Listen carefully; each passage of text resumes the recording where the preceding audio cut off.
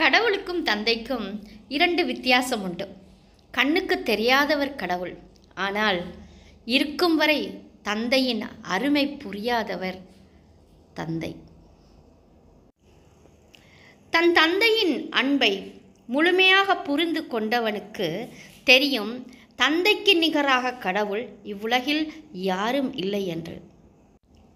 சற்று சிந்தித்து பாருங்களேன். சிறுவயதிலிருந்து தந்தையோடு வாழ்ந்து அவரோடையே இருந்து அவரின் கைகளில் கோர்த்து கொண்டு எல்லா இடமும் சென்று எங்களை பள்ளி பருவம் முதல் திருமணம் வரை எங்களை அழைத்து சென்ற ஒரு அருமையான தந்தை நம்மிடம் இல்லாத போது எவரிருந்தும் பிரயோசனம் இல்லை என்று தோன்றுகிறதல்லவா?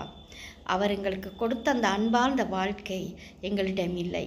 இருப்பினும் இருப்பவர்கள் தயவு செய்து அவரை பேணுவதற்கும் பாதுகாப்பதற்கும் கற்றுக்கொள்ளுங்கள். அவர்தான் உங்கள் உயிர் மூச்சாக இருக்க வேண்டும். தந்தையின் அன்புக்கு நிகரானது எதுவும் இல்லை என்பதை புரிந்து கொள்ளுங்கள்.